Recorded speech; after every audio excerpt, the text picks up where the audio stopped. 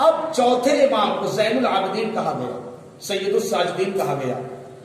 کتنی عبادتیں کرتے تھے؟ جب ان کی کنیز سے پوچھا گیا کہ آپ امام کے بارے میں بیان کریں تو اس نے کہا تفصیل سے بتاؤں یا اختصار کے ساتھ بتاؤں؟ انہوں نے کہا اختصار سے بتا دو۔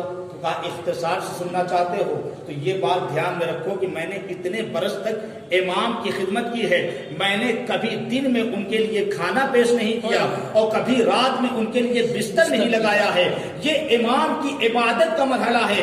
اب ذرا غور کیجیے، اتنی عبادتیں کر رہے ہیں، زین العابدین ہیں، سید الساجدین ہیں، یہ امام کو خطاب ملا، لیکن امام کو خداوند متعال نے عبادت سے روکا تو نہیں نا کہ آپ بس اب اس کے بعد عبادت نہ کریں۔ لیکن رسالت میں آپ کو کتنی عبادتیں کرتے تھے؟ خداوند متعال کو روکنا پڑا کہ راتوں کو کم جاگا کریں، کم عبادتیں کیا کریں۔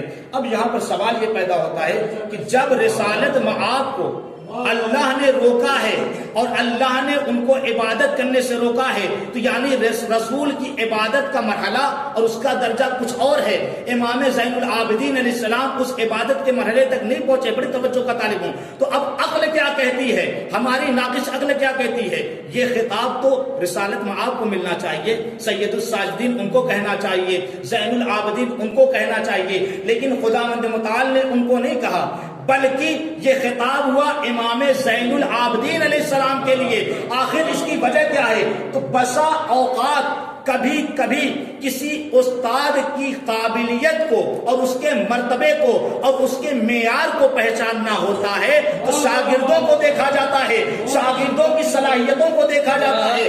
اگر شاگرد صاحب صلاحیت ہو تو کہا جاتا ہے جب شاگرد ایسا ہے تو استاد کے علم کا معیار کیا ہوگا؟ بالکل یہی طرز عمل اور یہی زمرہ پیغمبر ختمیہ مرتبت کے لیے ہے۔ پیغمبر کو زین العابدین سید الساجدین نہیں کہا گیا بلکہ بیٹے کو کہا گیا، تاکہ رسول کو اپنے جیسا سمجھنے والے یہ سمجھ لے کہ جب بیٹا عبادت کے اس مرحلے پر فائز ہے تو باپ کا کیا مرتبہ ہوگا۔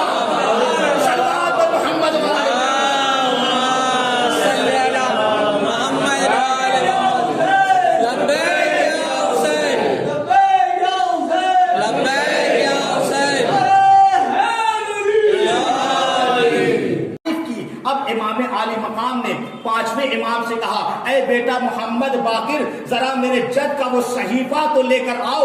اب جب صحیفہ لایا گیا امام عالی مقام نے وہ روایت پڑھی، ضربت علی یوم الخندق، علی کی ایک ضربت جو روز خندق عمرو ابن عبد غد پر پڑھی وہ ثقلین کی عبادت پر افضل ہے، ثقلین کی عبادت پر بھاری ہے۔ ایک مرتبہ امام نے یہ روایت پڑھنے کے بعد اس شخص کی طرف متوجہ ہوئے، کہا بتاؤ جس کی ایک ضربت ثقلین کی عبادت پر بھاری ہے اس کی دوسری عبادتوں پر کیا